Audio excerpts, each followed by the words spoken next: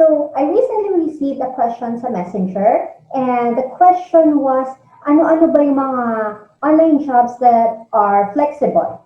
And paano mo ba malalaman if a job posting is offering flexible time schedule? So we're going to be answering that today. I'm Chi Suarez, and this is Remote Moms Movement. Now, before we head on over to the answer, if this is your first time to the channel, I'd like to invite you over to subscribe. We upload a new video every week for your freelancing needs.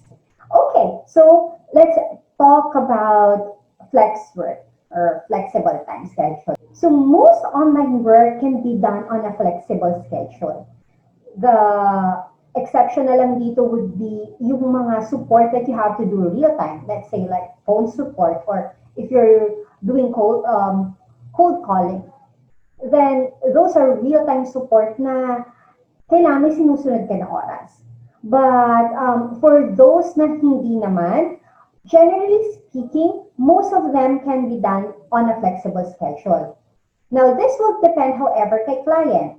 Some clients are fine with you working anytime you prefer. Now, meron ng mga clients na gusto nila nandyan yung mga support nila or yung assistance nila.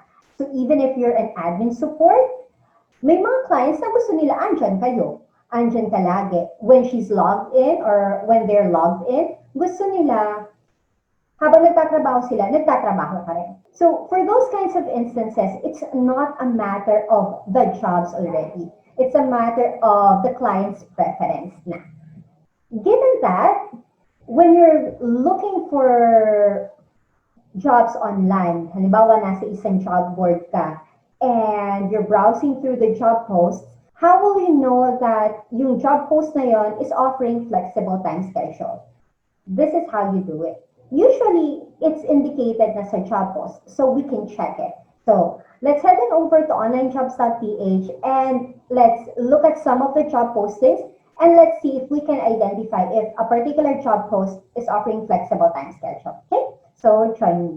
So, pag nandito ka na sa onlinejobs.ph or whichever job sites that you're in, if whether it's Upwork or Freelancer, it's all up to you. But when you're in there and you're looking for a job, let's say you're looking for a VA job,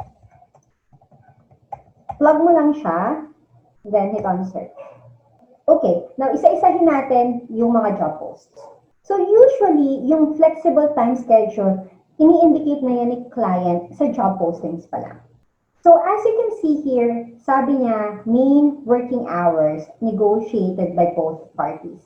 So it gives you the impression that it requires you to set a specific working time schedule. And although this is negotiable, depende kung ano yung you'll agree upon, pero you have to set it. So yun yung impression that I get since it says here, there would be main working hours. Let's check another one. Ito, sinasabi niya na agad, you can work whenever you want.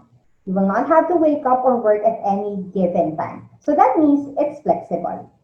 So ito, hindi niya naman sinabi, pero it's asking that you have graveyard shift experience.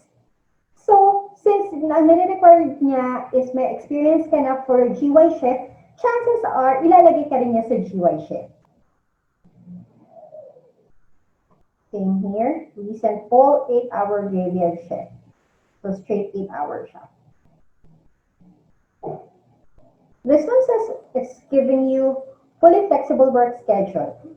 See, I will not require certain days or times for work. I leave your schedule up to you as long as you're producing the results. It doesn't matter the hours that you want to work. So yun, usually sasabihin na nila. Let's try different job roles. Let's say customer service. So same din, check mo lang siya ulit. Here, willing to work 1 a.m. to 10 a.m. PH time, Tuesdays to Saturdays. It's specific schedule. May fixed schedule pa.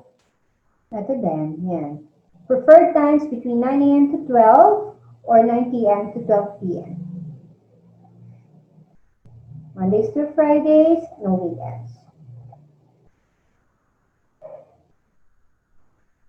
So just like what I mentioned before, usually if you need to provide support for customers real time, then chances are kailangan may fixed schedule ka.